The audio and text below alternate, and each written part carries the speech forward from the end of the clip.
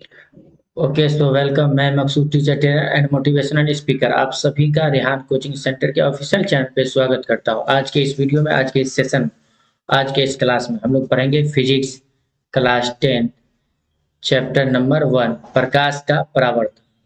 तो शुरू करते हैं। पहला प्रश्न आपके स्क्रीन।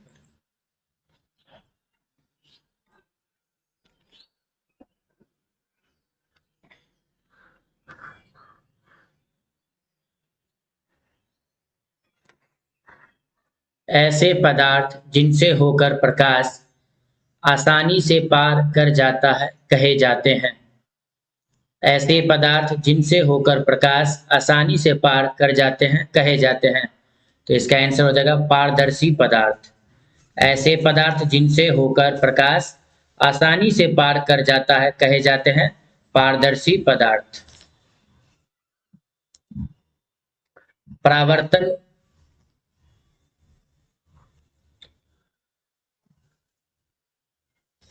परावर्तन का कोण होता है। परावर्तन का कोण होता है। तो इसका आंसर हो जाएगा परावर्तित किरण और आपतन बिंदु पर खींचे गए अभिलंब। यहां पर क्या हो जाएगा? अभिलंब के बीच का कोण। परावर्तन का कोण होता है, तो इसका आंसर हो जाएगा परावर्तित किरण और आपतन बिंदु पर खींचे गए अभिलंब के बीच का कोण। किस दर्पण द्वारा किसी वस्तु का वास्तविक प्रतिबिंब मिल सकता है?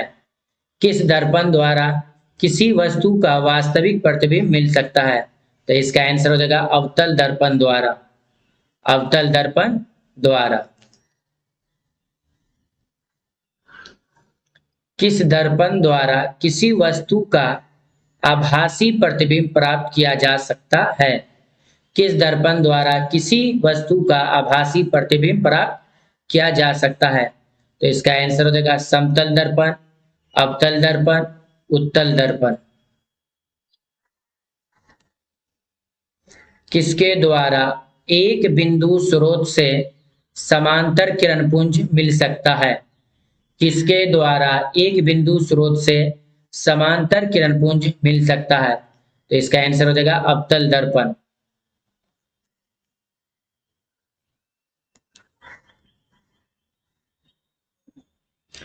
कहां पर स्थित होने से वस्तु का प्रतिबिंब अवतल दर्पण के फोकस पर बनता है? कहां पर स्थित होने से वस्तु का प्रतिबिंब अवतल दर्पण के फोकस पर बनता है? तो इसका आंसर हो जाएगा अनंत पर।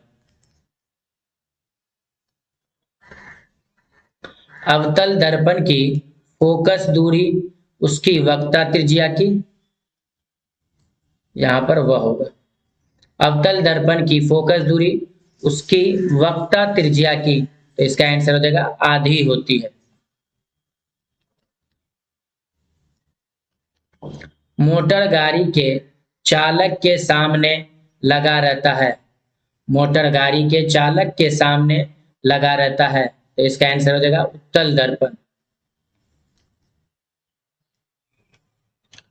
उत्तल दर्पण द्वारा बना प्रतिबिंब होता है। उत्तल दर्पण द्वारा बना प्रतिबिंब होता है, तो इसका आंसर हो जाएगा काल्पनिक और सीधा। उत्तल दर्पण द्वारा बना प्रतिबिंब होता है काल्पनिक और सीधा। एक गोलीय दर्पण द्वारा बने प्रतिबिंब का आवर्धन ऋणात्मक है।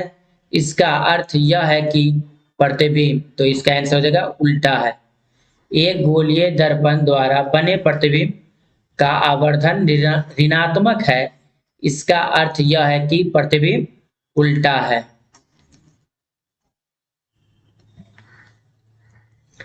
किसी अवतल दर्पण द्वारा आभासी, काल्पनिक, सीधा तथा आवर्धित प्रतिबिंब बनता है।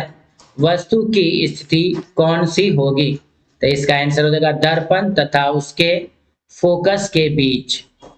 किसी अवतल दर्पण द्वारा आभासी, सीधा तथा आवर्धित प्रतिबिंब बनता है। वस्तु की स्थिति कौन सी होगी? तो आंसर हो जाएगा दर्पण तथा उसके फोकस के बीच। एक गोलीय दर्पण की वक्रता त्रिज्या 40 सेमी है, इसकी फोकस दूरी होगी, तो आंसर हो जाएगा 20 सेमी। त्रिज्या कितना है? 20 सेमी है। तो क्या निकालना है? फोकस दूरी। तो एफ बराबर क्या होता है? R/2। त्रिज्या का मान कितना है? 40 दिया है, तो 40 अब बट्टा में 2, तो 2 से कैंसिल करेंगे, 2 दूनी 4, ये 0 का 0, कितना सेमी हो गया? 20 सेमी। यानी कि एक गोलीय दर्पण की वक्रता त्रिज्या 40 सेमी है, तो इसकी फोकस दूरी होगी 20 सेमी।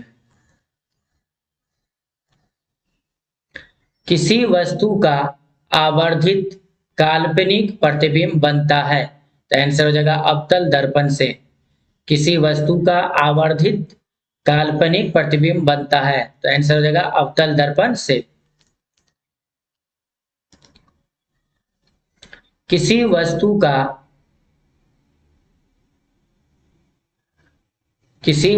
का वास्तविक तथा समान साइज का प्रतिबिंब प्राप्त करने के लिए वस्तु को उत्तल लेंस के सामने कहां रखे, तो आंसर हो जाएगा अनंत पर। यहां पर क्या हो जाएगा? लेंस, उत्तल लेंस। किसी वस्तु का वास्तविक तथा समान साइज का प्रतिबिंब प्राप्त करने के लिए वस्तु को लेंस के सामने कहां रखे, तो आंसर हो जाएगा अनंत पर।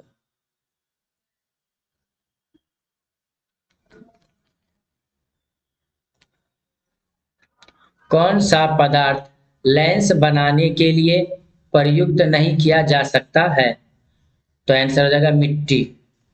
कौन सा पदार्थ लेंस बनाने के लिए प्रयुक्त नहीं किया जा सकता है, तो इसका आंसर हो जाएगा मिट्टी।